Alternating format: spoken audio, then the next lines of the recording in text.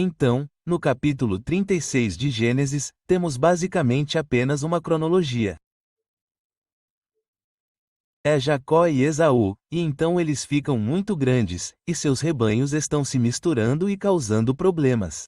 Então, eles decidem se separar. Esaú desce para o Monte Seir. Novamente, há muita história. Poderíamos falar sobre isso, mas, para encurtar a história, eles descem para o Monte Seir. Eles se estabelecem, começam a fazer suas coisas, e então eles fazem genealogias. Esaú tem tantas esposas, tantos filhos de cada esposa, e então cada um desses filhos tem tantos netos, tantas esposas, tantos netos. E é só seguir essa genealogia.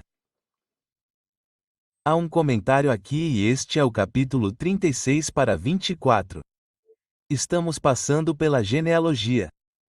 Chegamos a um dos netos de Esaú e diz: estes são os filhos de Zebiã. Certo. Você tem um A e Ana. Esses são dois, eles são os meninos, mas são duas pessoas, dois filhos. E então você deve esperar Ana, filho de Zibeã, quer dizer, a Ana que você sabe que aconteceu. Então é isso que diz no texto. Estes são os filhos de Zibeã. Ana ou Aia e Ana ou Ana, como você quiser dizer. De qualquer forma, sim, essa foi a Ana que encontrou as mulas no deserto quando alimentou os jumentos ou jumentos de Zebiã, seu pai. E então continua com o resto da genealogia. Bem, quando você tem uma pausa em algo assim. Sim, e essa é a que fez, você sabe, a coisa. Há uma grande história ali e todo mundo sabe disso. Mas este capítulo é apenas para a genealogia, então eles não querem fazer 29 capítulos. É apenas uma revisão rápida. Então, deveríamos saber sobre a história do que aconteceu, mas isso é o que é realmente interessante. Então, de acordo com isso, ele vai dar água ou alimentar os jumentos. E quando ele faz isso, algo acontece. O que acontece? Ele encontra algumas mulas. Agora, meu primeiro pensamento é tipo, ok, e qual é a piada? Quer dizer, porque eu poderia tropeçar meu dedo do pé, encontrar uma mula, encontrar algum ouro no deserto ou algo assim. Talvez eu tenha ficado rico. Como isso muda tudo? Isso preparou o cenário para que eles se tornassem um grande império? Há mais do que apenas, ei, tem um burro aqui. Então, há mais na história. Então, ele está se alimentando. Ele sai para alimentar os burros. Entendi. O ponto principal é que ele encontra essas mulas. O que há de tão especial sobre as mulas? O que está acontecendo? Bem, a palavra para mula, como tenho aqui no texto, é per. Isso é uma mula. É um cruzamento entre um cavalo e um burro. Você sabe, uma mula, exatamente como pensamos. A palavra aqui não é pered, é im. Então, como você tira mula de M? Certo. Bem, acho que aqui está uma coisa possível.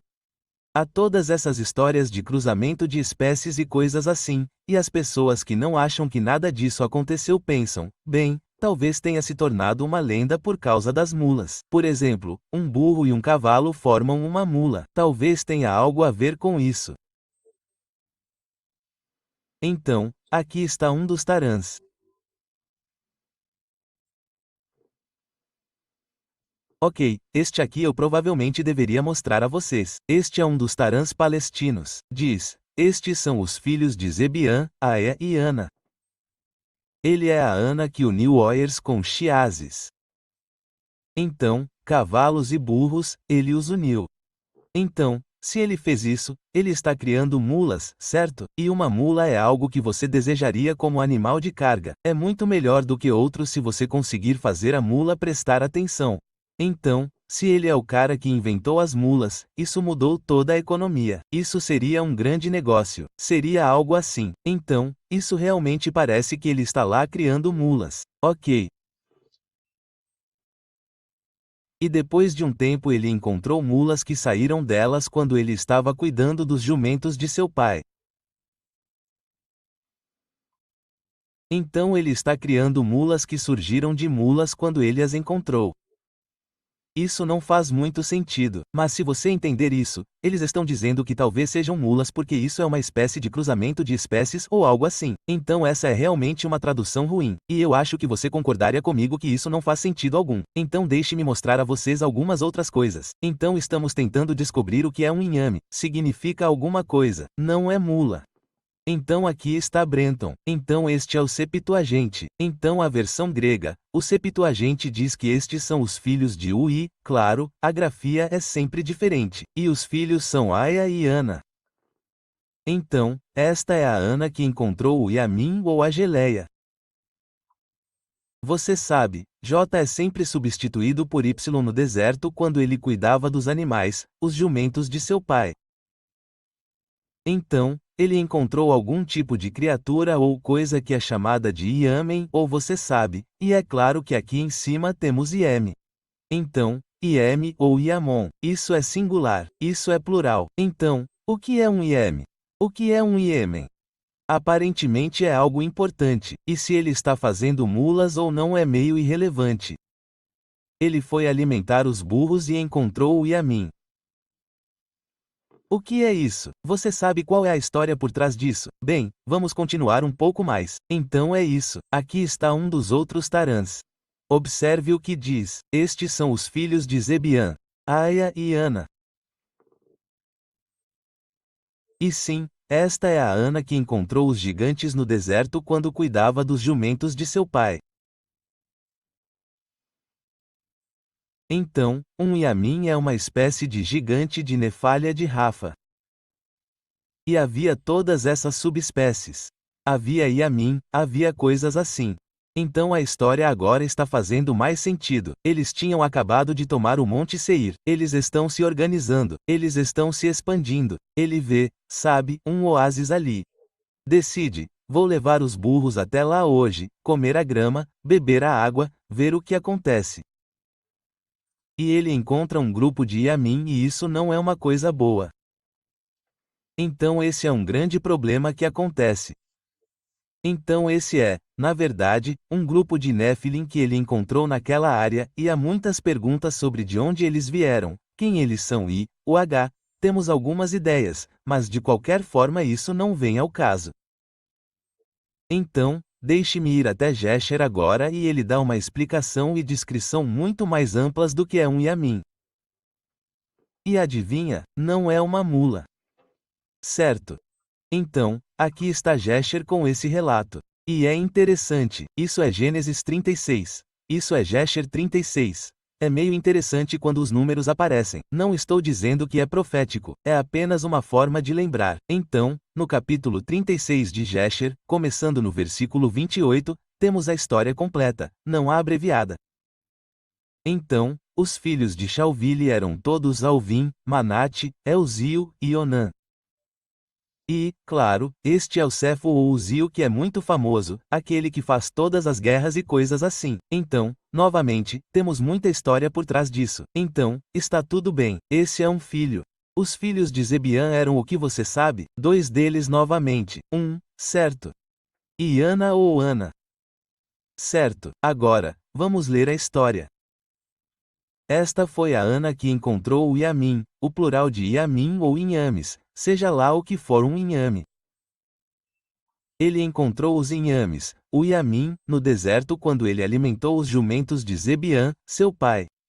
Certo, ótimo. Agora, o que é um Yamin? Certo, então diz que eram bestas assustadoras. Besta é uma boa maneira de descrever isso. Enquanto ele alimentava os jumentos ou jumentos de seu pai, ele os levou para o deserto em diferentes momentos para alimentá-los. Houve um dia em que ele os levou para um dos desertos e esse seria o deserto, um dos pontos na praia. Não tenho certeza de qual mar estamos falando, mas é lá na área de Édom, em frente ao deserto de seu povo ou do povo. Enquanto ele os alimentava, eis que uma forte tempestade. Voltaremos a isso em um minuto. Uma forte tempestade veio do outro lado do mar e pousou sobre os jumentos que estavam pastando lá e todos eles pararam. Então, foi uma tempestade bastante decente, certo? E depois disso cerca de 120 animais grandes e terríveis vieram do deserto do outro lado do mar. Não sei por que isso está aqui, é uma falha da minha parte, mas enfim, esses animais terríveis apareceram, esses são os Amim. Eles foram até o lugar onde os jumentos estavam e se colocaram lá. Então eles foram e ficaram. Esses animais, da cintura para baixo, tinham o formato de filhos dos homens. Então isso pode significar que eles se parecem com um homem ou pode significar que as criaturas, sejam elas quais forem, ficam em pé. Pouquíssimas coisas fazem isso. Quer dizer, ursos e macacos ficam em pé, e gorilas, mas eles ficam em pé, fazem coisas. Até gatos ficam e essas coisas, mas eles normalmente não andam por aí assim. Normalmente, eles ficam de quatro, então provavelmente é algo assim. Mas enfim, da cintura para baixo, eles pareciam homens. Eles ficavam eretos, etc. Da cintura para cima, eles tinham a aparência de ursos e a aparência de quetas. Kea é uma das palavras para um certo tipo de macaco. Então, se você vai falar de ursos e macacos, para mim isso significa apenas que eles pareciam ficar em pé como homens e eram peludos. Então, a essa altura, você deve estar pensando em um sasquatch, um pé grande, algo assim. É algum tipo de gorila, talvez algo assim. Certo, mas fica um pouco mais estranho. Eles não são apenas pessoas peludas, como criaturas, e eles os chamam de animais. Então, eles não são humanos inteligentes. Eles são animais. Certo. Então, eles eram assim, mas tinham rabos atrás deles, dos ombros até aqui, descendo até o chão como rabos de um jupe. Não sei como pronunciar isso. Gipef. E alguém me ligou outro dia para dizer: o que diabos é isso? Não conseguimos encontrar isso em lugar nenhum. Eu também não consigo. Não sei o que é, mas os rabos deles são mais ou menos assim. Então, como diz que começa na parte de trás do pescoço e desce, para mim, estou pensando em algo como um jacaré, um dinossauro ou alguns outros répteis que têm nadadeiras ou algo saliente que começa aqui atrás, desce e então a cauda real sai de suas costas, atrás das pernas e depois sai. Mas parece que a coisa toda está conectada. Então, não tenho certeza do que isso significa, mas eles têm essa cauda. Essa é uma parte importante. Os animais vinham, montavam e cavalgavam nos burros, como se um macaco os tivesse levado embora. Para comer ou o quê? Não sei, e eles foram embora até hoje. Então, quando isso está sendo escrito, esse é o evento, sabe, e eles nunca mais os viram. Não sei o que aconteceu com eles, mas eles são uma coisa, e também não sei o que aconteceu com os burros. Agora, mais uma observação. Um desses animais se aproximou de Ana e viu, ou quando viu, esse trabalho, ficou com muito medo de morrer. Eu também ficaria, porque se eles forem do meu tamanho ou um pouco maiores e parecerem um Sasquatch, mas tiverem rabos e provavelmente garras e dentes, quem sabe?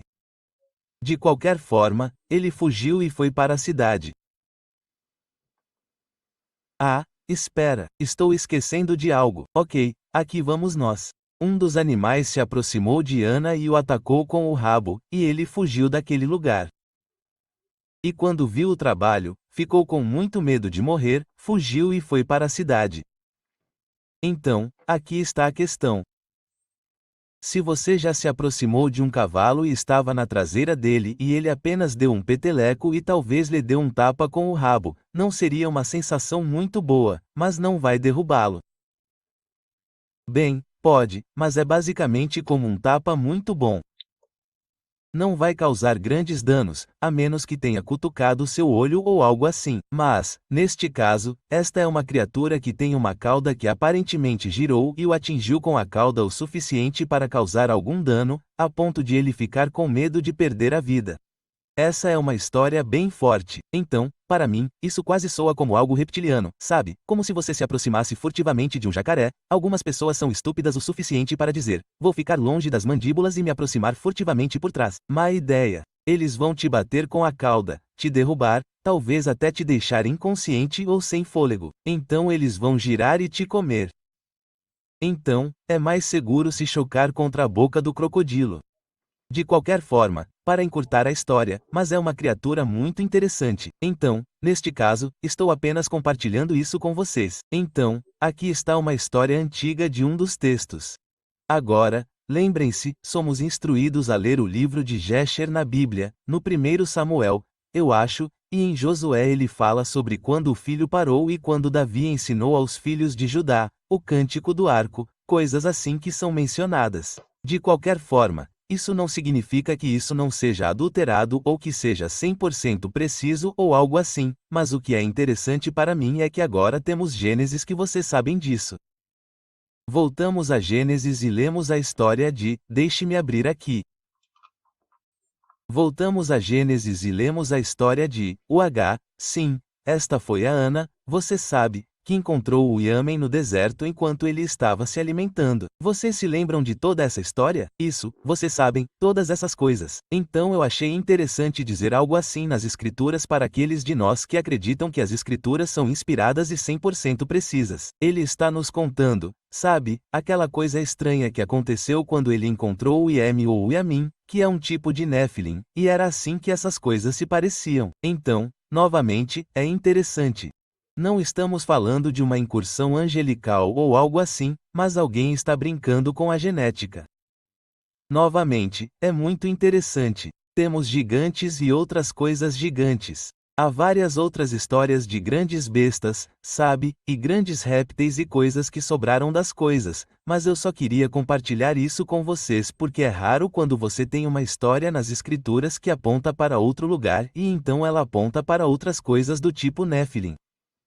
Então, vamos em frente e paramos por aqui.